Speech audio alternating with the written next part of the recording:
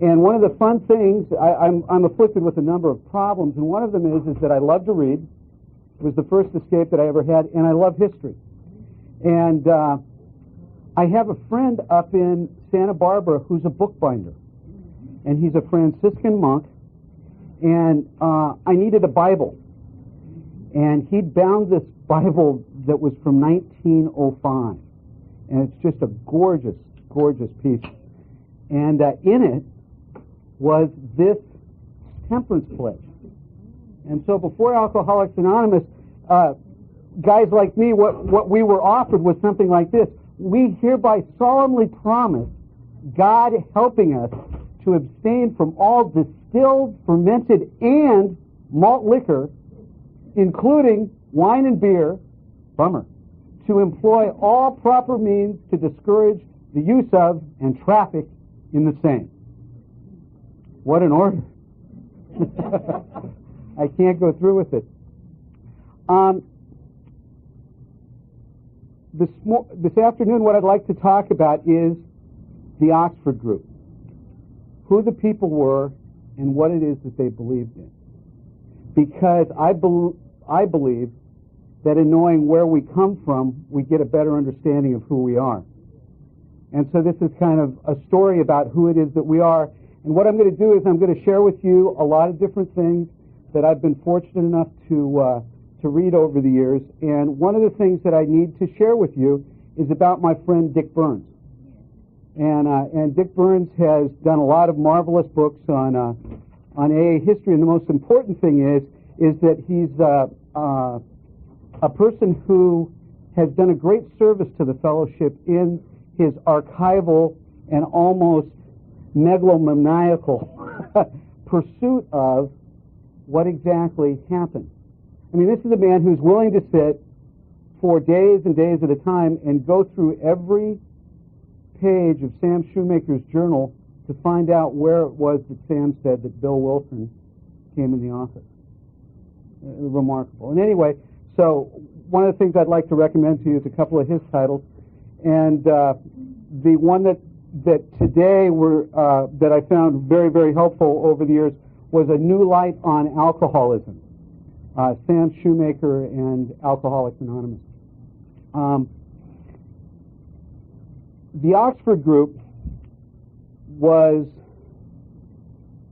a semi-religious but informal movement founded by Frank Buckman in 1921 while he was an undergraduate doing some undergraduate work at Oxford University. The name was first applied to the group in South Africa. There were a group of them from England, from Oxford, that were down doing some missionary work, some conversion work with people, and a guy from a newspaper looked at the train car that they were on, and there was a little sticker that was put on there to identify their car, and it said the Oxford group. So he took that. And it was short and it was easy and it described who this group of people were, so it kind of stuck. But they actually never had any affiliation with Oxford University of any kind whatsoever. Can you hear me okay in the back, Dottie? Okay. The professed purpose of the Oxford group was to solve personal, national, and international problems by bringing men and women everywhere back to the basic principles of Christian faith while enhancing all of their primary loyalties. This definition comes from an old encyclopedia called the Lincoln Library. And in the Lincoln Library, published in 1955, it's very interesting.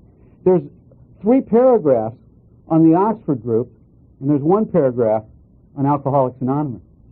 It goes on to say that without organization, membership, subscription, or definite creed, the movement rapidly obtained adherents in nearly all countries of the world. This isn't just a strange little band of folks in England and in New York and Ohio. Particularly in the middle and upper classes, and was accorded recognition by leading figures in many governments. Adopting the name moral rearmament in 1938, the leaders of the movement sought by the spread of its principles to stem the tide of hostility. These men and women felt that it was their mission to try and stop the evolution that became the Second World War. Now, I'd like to read you the Oxford Group preamble. This is from a book called What is the Oxford Group, and it's available from Hazelden Press. You cannot belong to the Oxford Group. It has no membership list, subscription, badge rules, or definite location. It is a name for a group of people who, from every rank, profession, and trade, in many countries, have surrendered their lives to God and are endeavoring to lead a spiritual quality of life under the guidance of the Holy Spirit. The Oxford Group is not a religion. It has no hierarchy, no temples, no endowments. Its workers have no salaries, no plans but God's plan. Every country is their country, every man their brother. Sound a little familiar? Every historian has their conceit. And what I want to share with you is that I'm not here to tell you that something is right or that something is wrong. All that I want to do today is try and expose you to the language and thoughts that our founders synthesized and used in order to found Alcoholics Anonymous. The leader of the Oxford Group was a gentleman by the name of Frank Buckman. This guy was nominated twice, once before the Second World War for trying to stop it, and once after the Second World War for the work in trying to get nations, not individuals, to reconcile with each other.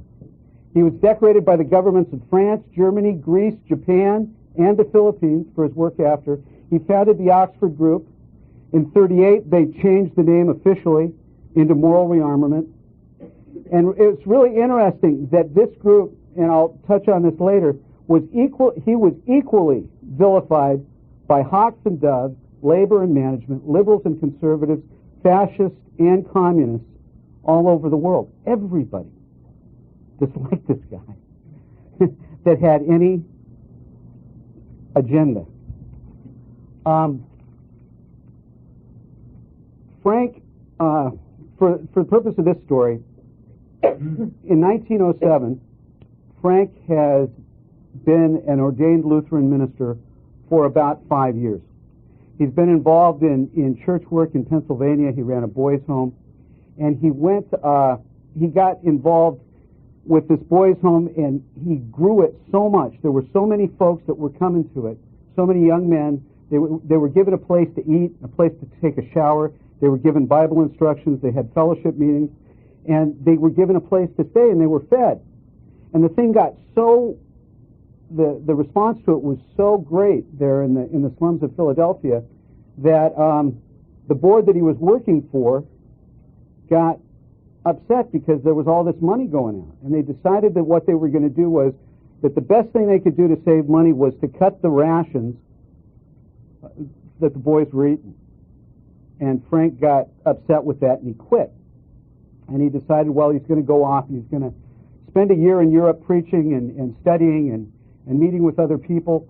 And while he was and he kept trying to do personal work, trying to convert individuals.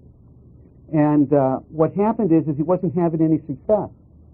And one day he's in Keswick, England, and he's listening to the Salvation Army woman talk about the cross of Jesus, and he has this image of a big I, the letter I. And he came to believe that he saw in that moment what his problem was. It was himself, his ego. And that what he had to do was he had to get right with God and himself if he was ever going to be any use, if he was ever going to be able to preach effectively. So what he did is he went home that night, and to the 6 members of this board, he wrote them letters of amends.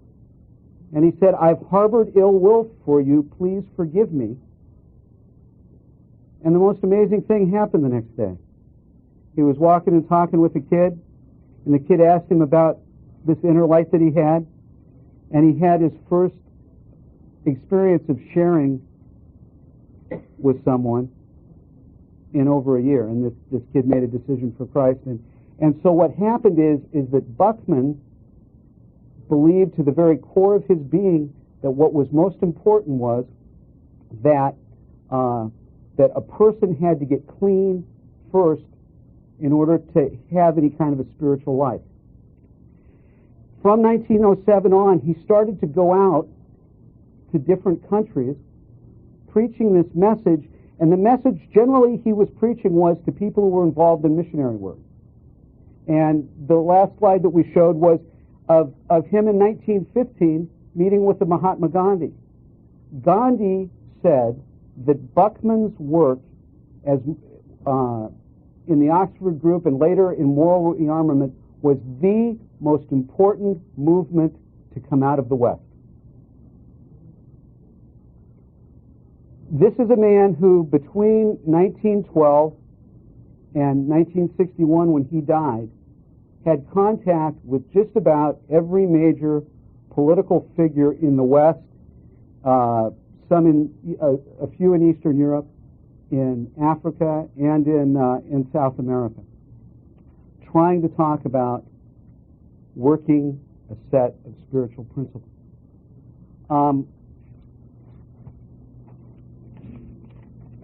Later on, what happened is that Frank went back to Pennsylvania, and he became the head of the Young Men's Christian Association at Penn State University. And there he was in charge with helping with the moral life of the students there. And in 1922, in Penn State University, there was a lot of drinking going on. A lot of drinking going on. And at the time, only 15% of the young eligible men were members of the Young Men's Christian Association. And so he was trying to figure out what he could do. And Frank came to believe that the way to confront any group was you find the most outrageous sinners, and those are the people that you approach. And at Penn State University, there was a gentleman, and his name was Bill Pickle. And Bill Pickle was the son of a bootlegger and was a bootlegger. And he was a tough, mean, nasty, irate guy. And he said, when Buckman started doing personal work at the university, that he'd just as soon stick a knife in him as to breathe the same air that he breathed. And one day, Frank's walking along with a guy that he's trying to pass the message on to, and they see Pickle. And he knows that if he doesn't approach Pickle, that he's going to lose this guy. And he's scared to death. And he walks up and he approaches him and he says, "Bill." Pickle turned around to him and he said, "We've been praying for you." And the story is that all the fight went out of the man's face. And over the next 3 weeks, he went around to some other meetings that Frank was going to. And Bill made a decision for Christ, and he quit drinking. And he quit bootlegging. And nobody could believe it there at Penn State University. The connection went to the other side. It was horrible. And Bill Pickle never took another drink in his life. And I believe that this is where the slang term "being pickled" comes from.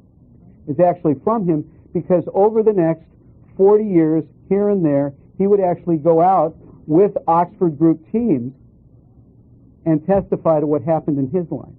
And what happened with Bill is that Bill couldn't read or write, and he sat down and with Frank, and he shared the things that troubled him the most.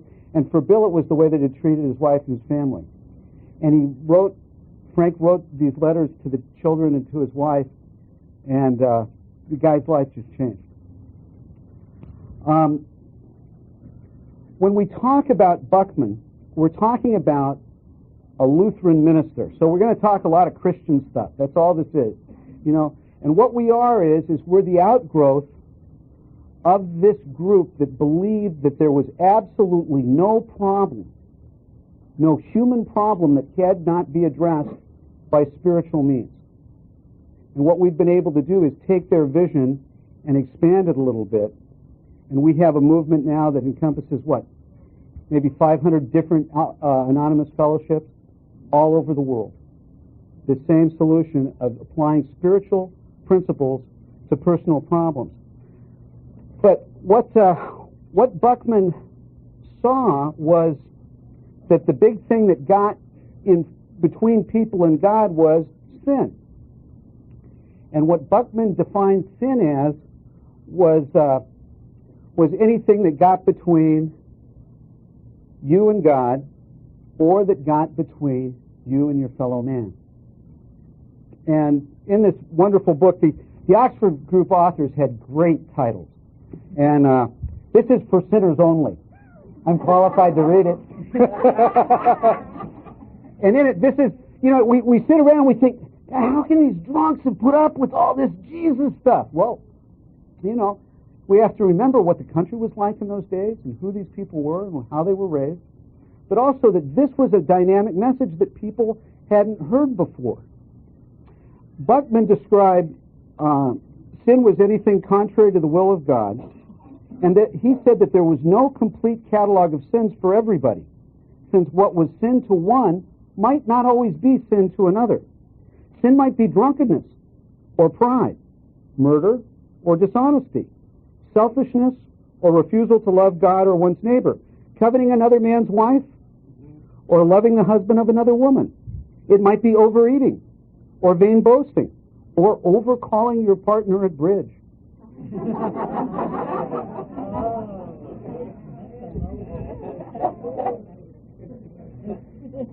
It might be graft or greed, pugnacity or fear, waste or meanness, aversion or perversion. Such sins and all others were included in the one major sin of independence toward God, who should be first, last, and at all times sought as taught in the Ten Commandments in the New Testament. Now, Frank people would say to him, well, is this a sin? Or what do you think about this? And what Frank would say is, he said, you should do anything that God lets you do. Remarkable. Now, what Frank would do is that he would work with people, and they called them personal interviews. And these people would go through a set of spiritual exercises. Okay. And what I'd like to do is share with you the steps of the Oxford Group. The Oxford Group had 4 steps that they believed that anyone who applied them to their lives would have the ability to have a spiritual regeneration. The first one was the sharing of our sins and temptations with another Christian life given to God, and to use sharing as witness to help others still unchanged to recognize and acknowledge their sins. So they're doing steps 4 and 5 first to clear you up so you can do what we call step 3. They said surrender of our life, past, present, and future, into God's keeping and direction. Their third step, that thing which would finally clear us up so we were able to have a spiritual experience, was restitution to all that we have harmed, directly or indirectly. And finally, the fruit of that work is, their fourth step, listening to, accepting, and relying on God's guidance and carrying it out in everything that we say, great or small. Men and women started to do these things, and they started to change. One of the things they used to call the Oxford Group was the life changers, or the soul surgeons.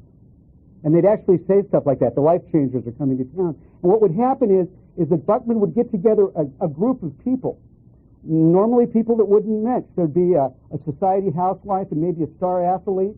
There'd be a German count and maybe a British noblewoman, a guy like Bill Pickle, a normal housewife, and they would send a team, and they called it, the reason that Buckman said that he liked to work in teams is because that's what Jesus used, was he had a team. And what these teams would do is they would go into a town and they would carry the message. They would get up and they would tell their stories, what they used to be like, what happened as a result of working their steps and then what their lives were like now. And one of the great things for us is that in 1931, a guy by the name of Bud Firestone met a man by the name of Samuel Shoemaker at an Episcopal Bishops' Conference in Denver. And on a train ride out of that, Bud worked those steps.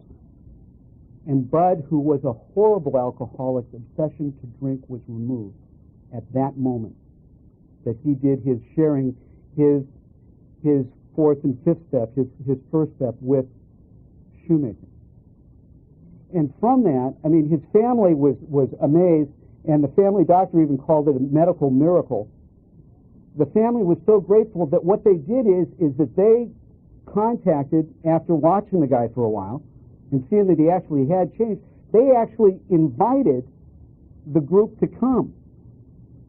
And so a team came to the town of Akron, where the Firestone family was, and Frank Buckman and a group brought their message of working these steps to that western town. And what happened is the message was heard by some men and women.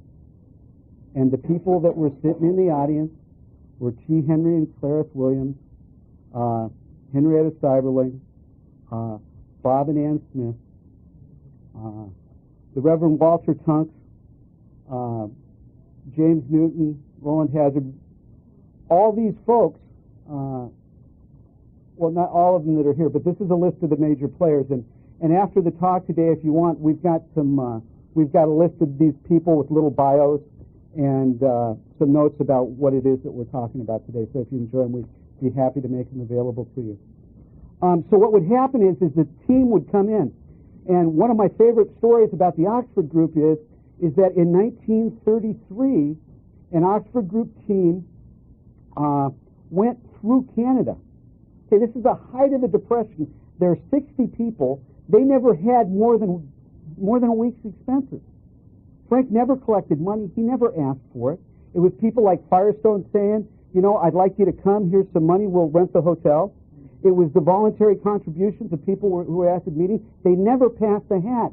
And for 8 months, this group of people went back and forth across Canada carrying this message. It started out, when it started, there were like 3,000 people at their first meeting in Ottawa. By the time they got to Vancouver, 30,000 people are showing up to listen to these people. You know, in Akron, when Buckman and the gang came, there were 1,600 people that showed up for those meetings, which is just stunning. Anyway,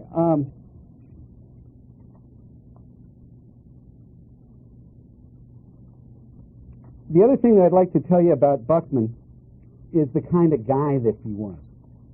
He believed that the people that were closest to the flame, the people who had been converted the earliest, were the ones that had the best message.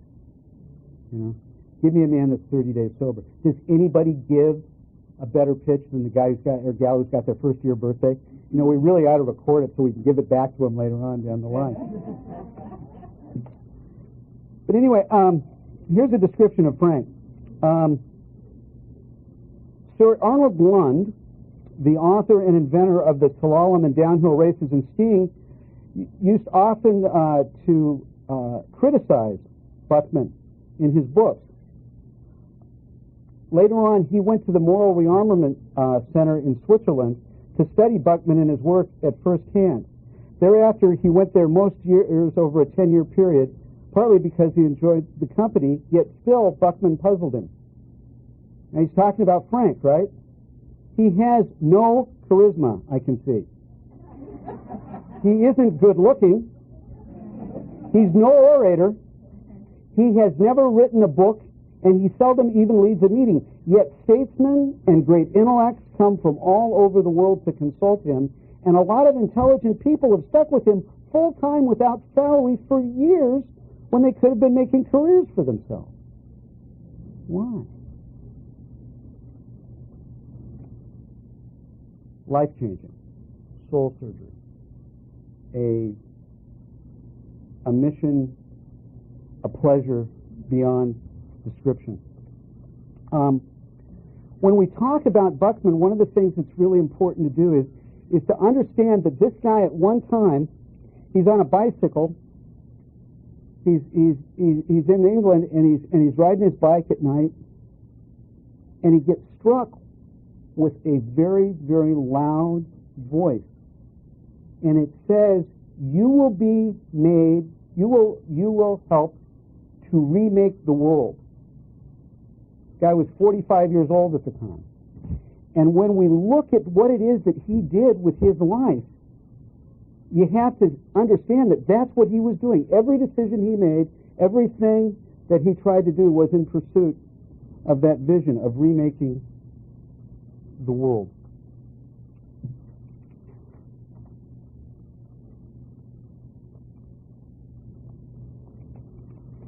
What it was that the Oxford group taught and studied isn't anything brand new.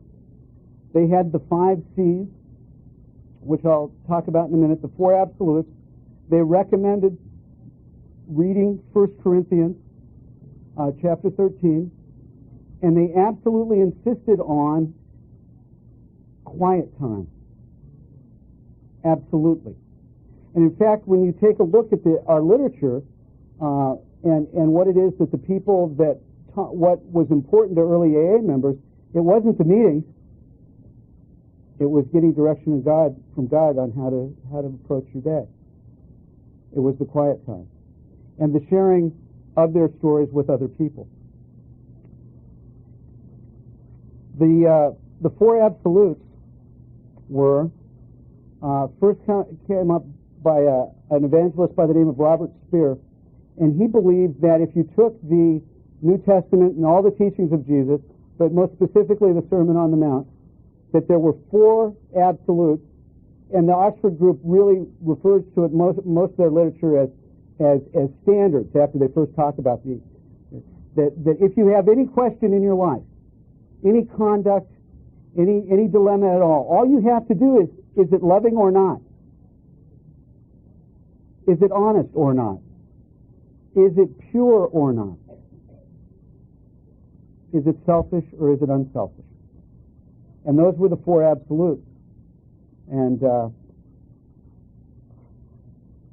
one of the things about Corinthians that, which is the great thing that we hear at weddings when we go to weddings and sometimes at funerals and the descriptions Paul has above, the Oxford group believed that if you really wanted to change, that what you would do is that you take that passage from the Bible, and that if you read it every day for 30 days, that you would never be the same again. And one of the great 12-step stories is they run into Dr. Bob, and there's this woman, and she's in the DTs. What should we do with her?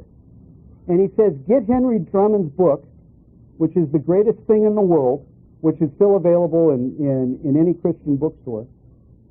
Get the greatest thing in the world, give it to her, and have her read it every day for 30 days, and she'll never be the same again.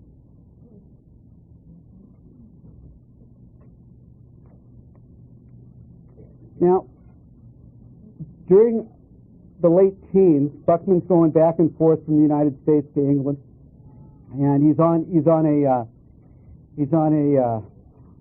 a cruise liner, and he's talking with people at the table. And one of the things that happens is he's talking with this woman, and the woman says to him, you know, she's interested in this thing about being a life changer, about having something in her life that's based on something aside from herself. And she says, you've got to, if you're going to teach me this, you've got to break it down. You've got to make it really simple for somebody like me. And so Buckman said, okay, and the next morning in his quiet time, what he came up with was what he called the 5 C's. And the first, and I don't know, how many of you have read or do read the 24-hour-a-day book? I don't know if you've seen the last 5 days. Remarkably, it's been about the 5 C's. The 24-hour-a-day book is actually a a reworking by an Oxford group member, Richard Walker, of a classic Oxford group book called God Calling. And like much of the Oxford group material, it was written anonymously. A.J. Russell's the person who edited it. Wonderful story about this book is that these two women sponsors found that they didn't like each other, these two English women, so they recommended that they spend their quiet time together. Hard-hearted sponsors. It's a long lineage.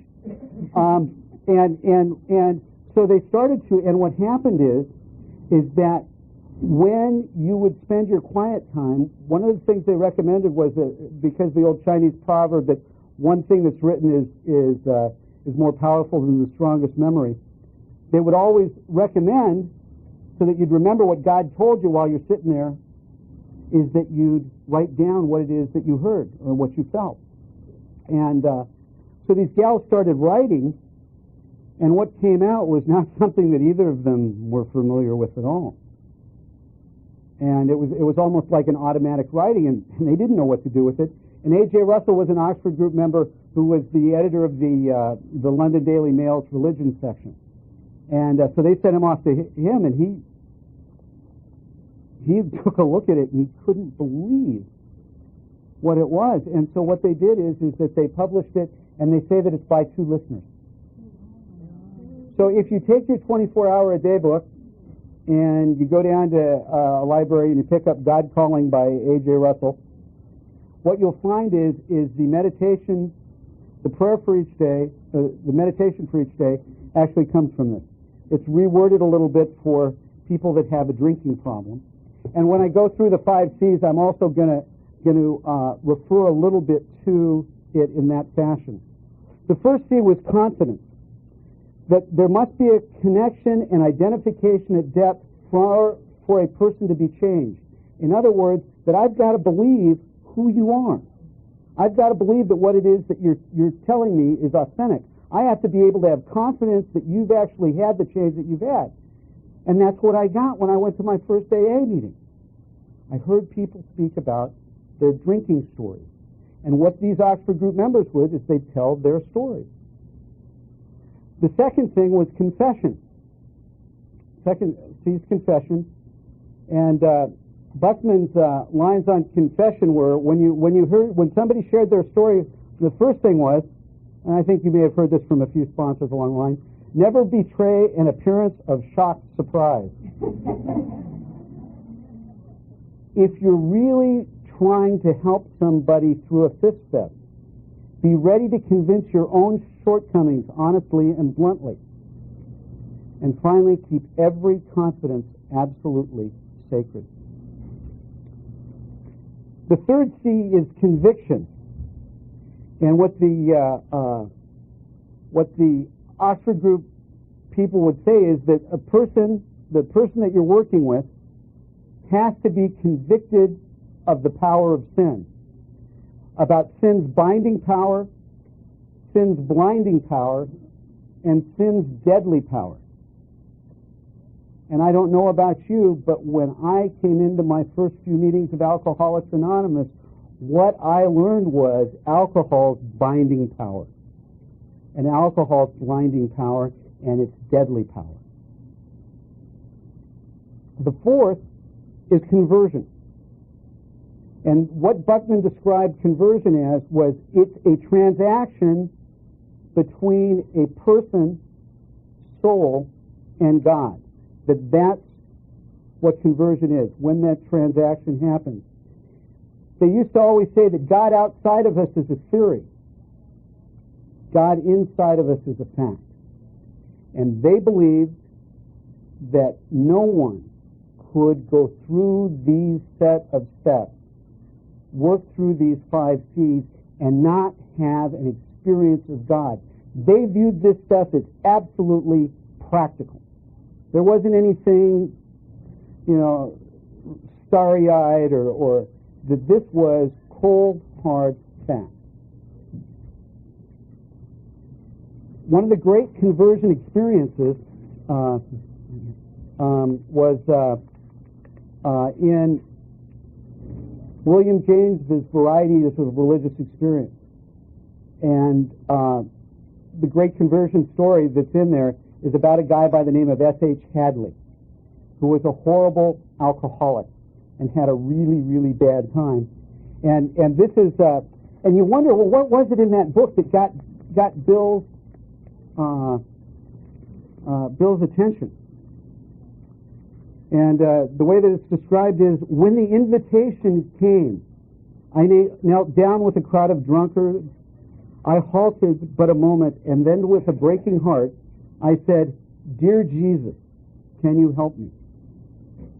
Never with a mortal tongue can I describe that moment. I felt the glorious brightness of the noonday sun shine into my heart. I felt a free man. From that moment till now, I have never wanted a drink of whiskey. I've never seen enough money to make me want to take one. I promised God that night, if he would take away the appetite for strong drink, I would work for him all my life. He did his part, and I'm trying to do mine.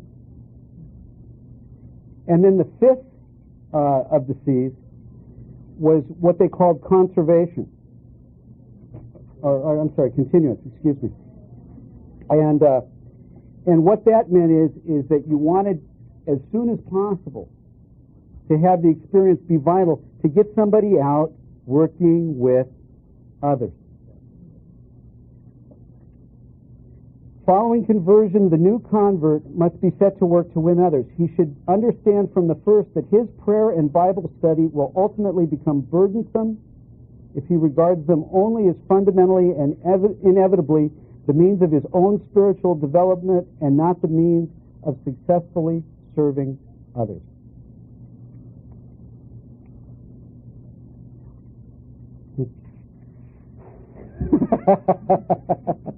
What would I do without my fabulous wife, Adele, who did all this magnificent work for us?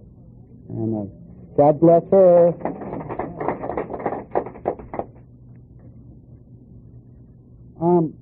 The next personality that I'd like to share with you is Sam Shoemaker. Could you give me some water? Oh, thank you so much.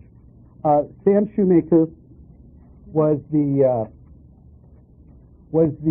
rector at Calvary Chapel.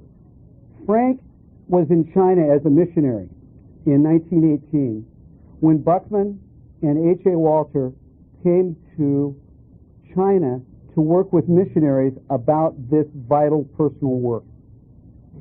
And what happened is he hated Buckman from the beginning. Who is this guy? Who is this guy running around telling people how they ought to do stuff? So Buckman comes into town, and Shoemaker was a marvelous guy. He had an amazing personality. In fact, this is again from Sinners Only. This is A.G. Russell's description of Sam Shoemaker, the antithesis of Buckman. Whenever I looked at him squarely, my gaze was irresistibly drawn straight to those magnetic eyes of his, those eyes that were always bright and twinkling merrily, one or the other ever closing and anon in that impish wink one comes to love and respect. Get near to Sam, and you at once feel his magnetic personality. His happy faith and contentedness so permeate the atmosphere that you feel it unnecessary for Hoover to declare the Depression officially at end. This is a Southern boy who was used to getting his way. And he's in China, and ain't going his way. And this guy, the life changer, is coming into town, and he knows that, Sam knows that if he gets this one guy, that guy, if he can change him, that everybody else will line up, that he can really have some success. So this big gun comes in, he says, well, why don't you go work on this guy? And Buckman looks at him and says, what's preventing you from doing it? And Sam got a little upset, and he went home that night, and he was just furious. But he saw the truth in it. He saw that he had never completely given himself to God. And so that night, in 1918, he gave himself, the next morning he got together with Buckman, and he shared with him all of his sins and all the things that he had done that he felt was keeping him from being of maximum service to God and his fellows. And the most interesting thing happened. Sam took a walk with the man, and the man decided that he'd like to become a Christian. And from that time on, what happened is that Sam believed that working with Buckman would be, doing that kind of work would be more rewarding than anything that he could do. So they went out, and for the next 7 years, they went all over the world together. To South Africa, they came to the United States, they went to South America, always doing this, what they called personal work. In 1925, Sam was an Episcopalian minister, an ordained Episcopalian minister, and he was called to Calvary Church in New York. And so he left and went and established himself as the rector there, and his church became the center, the clearinghouse for Oxford Group information throughout the United States. And one of the things that Sam did is that he wrote about 15 or 20 books on this personal work. And one of the fun things that's happened of late is that because most of these books are out of print, is Bill Pittman and Dick Burns got together, and we've got another Courage to Change book, but this particular one is a compendium of quotes from a lot of Shoemaker's sermons and books, and it's of great fun.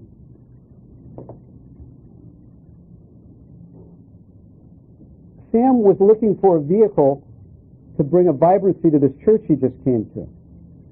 And there was a property that was down in the Bowery, and he decided that this might be a place that they might be able to start a mission for drunkards and indigent men. And God sent a man by the name of Harry Hadley, who was S.H. Hadley's son, who 3 days after his father's death had a conversion experience. And Harry Hadley became the director of the Calvary mission. The other thing about Shoemaker is that he was known by everybody as somebody, because of his personality, that had the ability to make people comfortable. He was able to express his own spiritual problems well enough that other people would respond in kind and want to share. And so he was known as someone who was very good at bringing people to Christ. And the people that he worked with were Roland Hazard, Shep Cornell, Sebra Graves, Ebby Thatcher, and Bill Wilson. He was the man who taught spiritual principles to these people, principles that we have received, in our book Alcoholics Anonymous.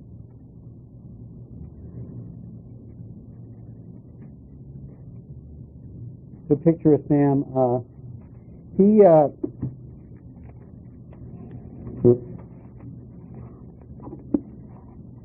Sam also was, he assembled a group called the Businessmen's Team. And what he wanted to do was get guys from Wall Street and major industrialists, because, as you all know from any contact with New Yorkers, they believe that they are the center of the universe. And he figured that what would be best is to get a group of these people, and they would actually go out, a team of people would go out and talk about spiritual principles in business. And these are the members of the Businessmen's Team. The people that are here, Roland Hazard, Russell Firestone, Shep Cornell, V.C. Kitchen, and were actually sober, not drinking, through the Oxford group, and active members at Calvary Chapel when Bill Wilson was released from Town Hospital the last time.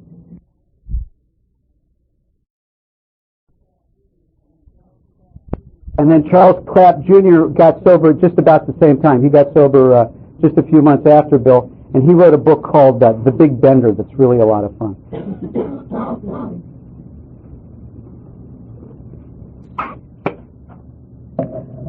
What it is that Sam had was this talent for getting people to share.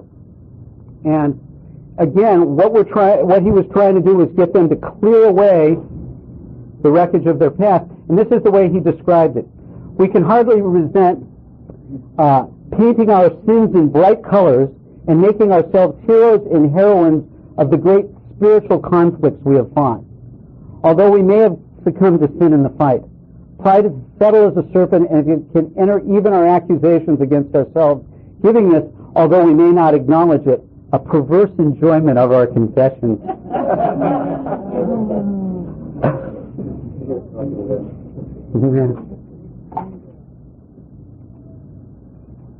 In the book, What is the Oxford Group? They describe sharing. They said sharing does not mean divulging indiscretions that involve another person by name. It means confessing our part in sinning. Placing the blame on others and making excuses for our weakness is not sharing. It is merely negative, selfish talk. Wouldn't that be a nice sign in the Milano Club?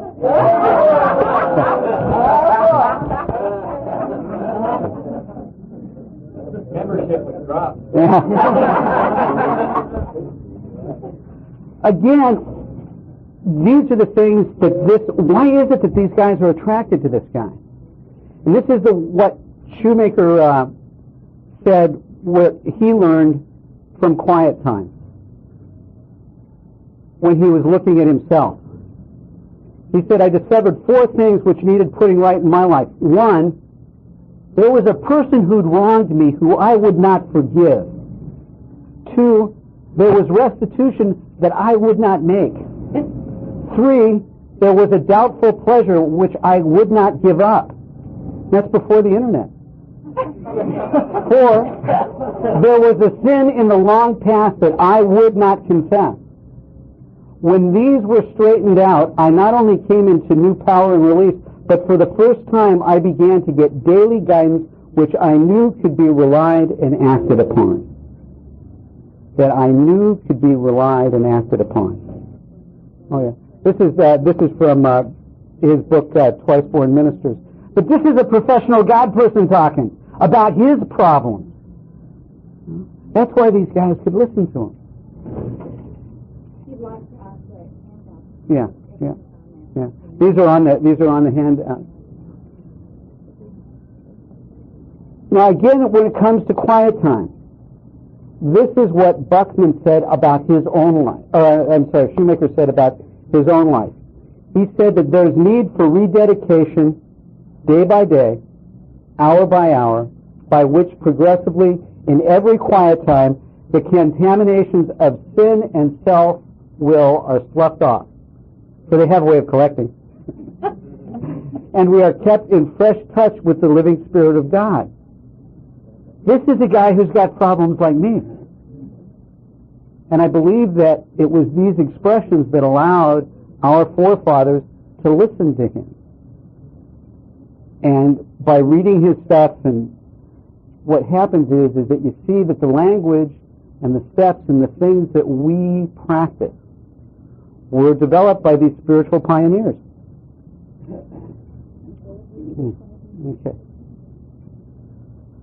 Okay, this is a list of the major players again. Bill Wilson said in a wonderful talk that he gave that if you were looking for the start of Alcoholics Anonymous, we could start 2,000 years ago with the birth of Christ. Or, he said, there are many of our friends who would even push it back further than that. But for my discussion, which is from the Oxford group, that Frank Buckman is the person who carried a message of depth and weight and a practical application of spiritual principles to mental and physical and psychological problems. To Sam Shoemaker, who shared these with Roland Hazard and James Newton. Roland Hazard was a childhood friend of Wilson's. James Newton was an Oxford group member that carried the message to Russell Firestone about turning his life to Christ. Shep Cornell was one of the men who was sober who helped Hazard rescue Ebby, and we'll talk about that later about when we do the long form of the Akron Miracle. We'll talk about Shep's relationship with Ebby. V.C. Kitchen was sober and in the Oxford group at Calvary Chapel when Bill came in, as well as Ebby and Roland. The Reverend Walter Tunks, who we'll see in a couple other places, he was the Firestone family rector. They belonged to the Episcopal Church there in Akron, and he was the biggest Oxford group supporter. He was the guy that welcomed Buckman and the Oxford group team on behalf of the city when they made their visit in 1933. T. Henry Williams and his wife Clarice. T. Henry was the developer of a tire mold that all the different tire companies in Akron used, and he was a person who made his home available for the West Hills Oxford group meetings. And those members were Henrietta Seiberling, Robert Holbrook Smith, Ann Smith, and then, of course, I've got up there our friend William D. Silkworth, who was the physician at Towns Hospital, and of course, Bill Wilson.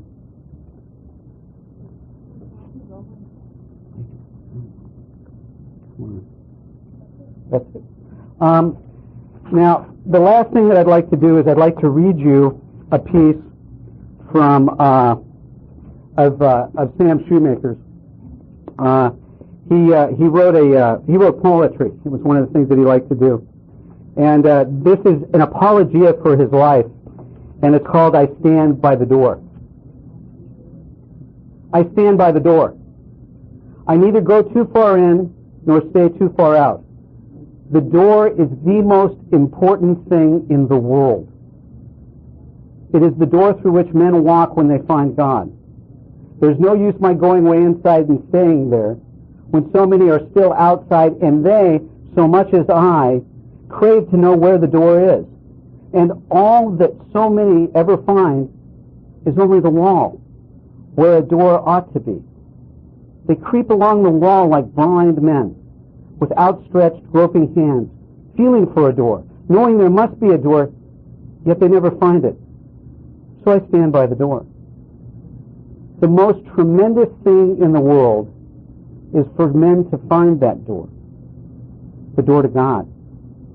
The most important thing any man can do is to take hold of one of those blind, groping hands and put it on the latch. The latch that only clicks and opens to that man's own touch. Men die outside that door as starving beggars die, on cold nights in cruel cities in the dead of winter, die for the want of what is within their grasp.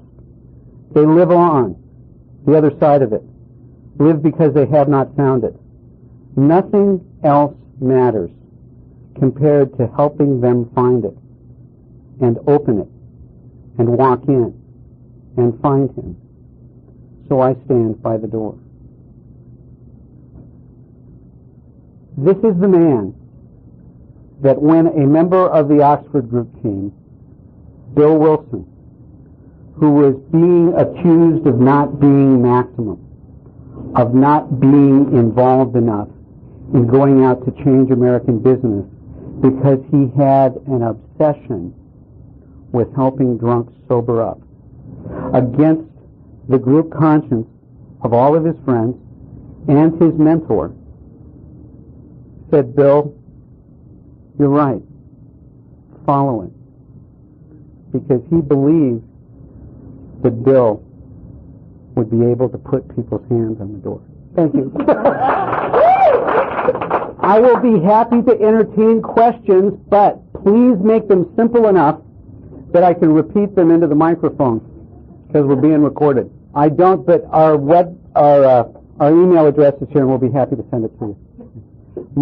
A lot of this stuff's out of print. The stuff that is in print, which I would really recommend to you, is first and foremost the thing that's fired me up. Well, the thing that originally fired me up the most was "I Was a Pagan" by V.C. Kitchen, but that's not available. But a really fun read is this.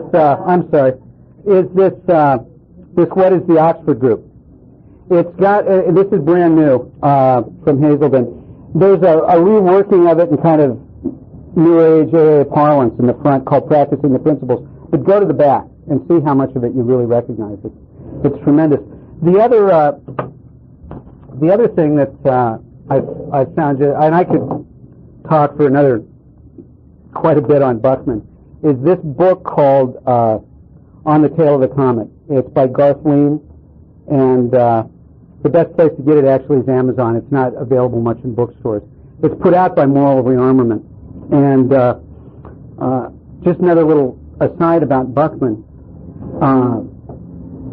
In 1957, Moral Rearmament teams went to Little Rock, and they showed a film that they'd put together in Africa to help with African tribal problems to the National Guard, to Governor Favis, to the NAACP people, and all these different groups kind of one at a time. And what it did is it changed the dynamic of the city. In fact, one person described it as the single most important thing that had happened on the 100th anniversary of the Civil War. So, anyway, but all kinds of just amazing things to hear about this man and in the work that he did. What happened to the Oxford Group? The Oxford Group in 1938. Now, this is really a fun thing. The Oxford Group described themselves, their mission, as to solve personal, national, and international problems by bringing men and women everywhere back to Christian principles. In 1938, as the Second World War is starting to mount, they, as a group, started really to focus on politicians and countries and organizations and churches. What they were trying to do was work through the hierarchical system to try and affect change. And they became Moral Rearmament. In 1939, there was a split between Shoemaker and Buckman over this, because he felt that they were no longer working in personal religious work, and they were too focused on international, and that wasn't something that as a rector or as a churchman that he felt was part of his mission. Oh, yeah. Oh, what is the question is, what is it that Buckman said about the Nazis that infuriated so many people? Frank is on a liner, as that's where you travel, and he's coming back from England, or he's going to England, and this guy says to him, he's having a conversation with the guy, it's not on the record, he's a press guy, and he says that he does not believe that any person could not be changed. What he was trying to do was, he was trying to get Himmler and Hitler and all of the superstructure of the German government to work the steps. Oh boy! And what happened is, he said, in an offhanded comment, he said, "I thank God for Adolf Hitler, because his change would affect so many others." And what happened was, the soundbite comes out, Buckman says, "Thank God for Hitler." And thank you for that question, because it allows me to read another little fun thing about Moral Rearmament. Now, this is a guy who was vilified by everybody. And one of the things is that his workers, they tried to keep them out of being drafted in the Second World War, because they're busy working in factories, they're working with management and labor teams, they're trying to help with the war movement as far as production and things go. They were a real rah-rah thing about, people working together. And there was a investigation by the Selective Service Administration, and it noted that Moral Rearmament, the evolutionary name of the Oxford Group, right, drew the fire equally of Nazis and communists, of the extreme right and extreme left in politics, of aggressive atheists and narrow ecclesiastics. It had been charged by radicals with being militaristic, and by warmongers with being pacifistic. Certain elements in labor denounced it as anti-union, certain elements in management as pro-union. In Britain, the report went on, NRA was accused of being a brilliantly clever front for fascism. In Germany and Japan, of being a super intelligent arm of the British and American Secret Service. One day, a press report would announce that MRA was defunct, and the next day that it numbered nearly the entire membership of the British cabinet at the time of Munich and was responsible for engineering Hitler's attack upon Russia. Nothing, concludes the analysis, but a potentially vast moral and spiritual reformation of global proportions could possibly be honored by antagonisms so venomous and contradictory in character and so worldwide in scope. Well, the question is, what happened to Ebby? That's really not what the purpose of this talk's about. But as I understand it, we have to remember that these people that got sober in the Oxford group did not have sobriety dates like we know them. And people drank. And when people drink, bad stuff happens. And he had a hard time in staying sober. And whether he was pushed out of AA or whatever, anything that I've ever read or seen, and especially when you read the stuff about, there's a wonderful book by Nell Wing called Privileged to Have Been There. And she talks about how heartbreaking it was for Bill when Ebbie'd show up. And he always would give him money. They're always trying to do whatever he could because he believed that Ebbie saved his life. That's what I know about it. You know, he later got sober, and I believe he died in Texas. And he died sober. He's written about by Lois and Lois Remembers. Okay, and he's written about by Lois and Lois Remembers, and there's also a new biography that's come out, and I haven't read it yet, about, it's called Ebbie T. And I think Mel B., in fact, I'm sure Mel B. wrote it. So it's available probably through Hazelden. Yes, Frank? I'm trying to come out. I'm trying to see, not trying to be. I just want to know, will you be listening in the next segment about Dr. Carl Jung? Yes. Yes. Oh, yeah, yeah. Yeah, the next talk tomorrow will be on we'll tell the long form of what I call the Akron Miracle. And we'll start at 1907, and we'll go all the way through, and Dr. Jung will be, but he wasn't an Oxford group member. So that's why we didn't talk about him today. Yes, sir. The question is was Oxford University's not wanting them to use the name Oxford Group, the reason that they changed the name, that was an ongoing problem always. It was more something that they were called than something that they professed to be themselves, and then later it was just that people knew them as that. But really, when they changed to moral rearmament, it was actually in response to Buckman's working with a socialist leader who, the way that he described it is that as all these nations are arming, that the only thing that's going to save the world from Armageddon is moral rearmament. And these 4 steps will allow us to do that. The question is, did Bill maintain his relationship with moral rearmament as the years went by? No. In fact, one of the things that's real interesting, like we all know about what happened in Akron, where Clarence said, "We're going to have a meeting in Cleveland, and it's for alcoholics only, no Oxford group members." And there was some fist fights that broke out among those kind and tolerant Christians. And that's just serious stuff. The OG members actually drove up and tried to crash the meeting in Cleveland. It was really fun. So we know about that. But really, what happened in New York is that Bill was pushed out of the group because he wouldn't follow the guidance of the group regarding what it should be. There's stuff that we've got about Garrett Steely and Buckman sitting down and working personally with Bill and Lois about, you got to get off this alcoholic stuff. We've got drunken nations to take care of. We don't have to worry about drunken people. One of the things that's said about why it was that Buckman wasn't that interested is that he'd been working with drunks all of his ministry.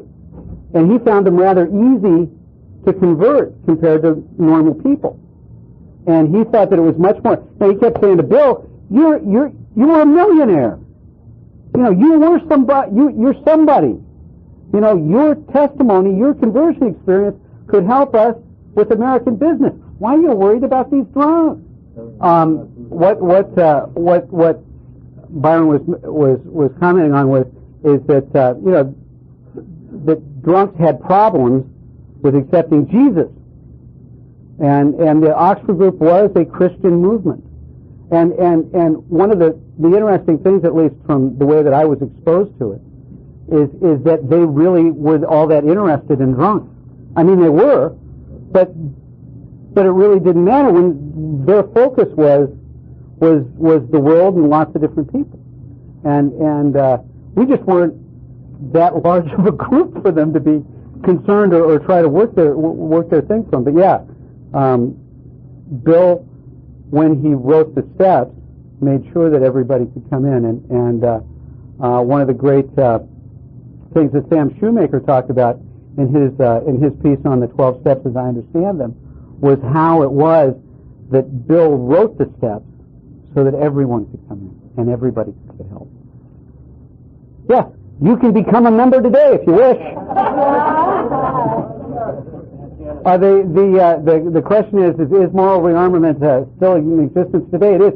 They have an office in Washington, and they have one in London, and they may have one in Canada also. But yes, they still are out and about, and they still are working. When you read on the Tale of a Comet or any of the other commentaries about the group, you know, they still are functioning, basically trying to do the same thing, which is to get people to use spiritual principles not only in their personal life but in their political life. The question is, did Sam Shoemaker go back to China, and was he fluent in Chinese? I don't know if he was fluent in Chinese or not. He probably had some rudimentary knowledge of it, just because in order to go and work as a missionary, you need to do that. After 1918, I'm not sure, I can't tell you for sure, but during that 7-year period, they went around the world a few times. And I'm sure that they probably, I know Buckman went back a couple of times after that. Anything else? Thank you so very much. We've got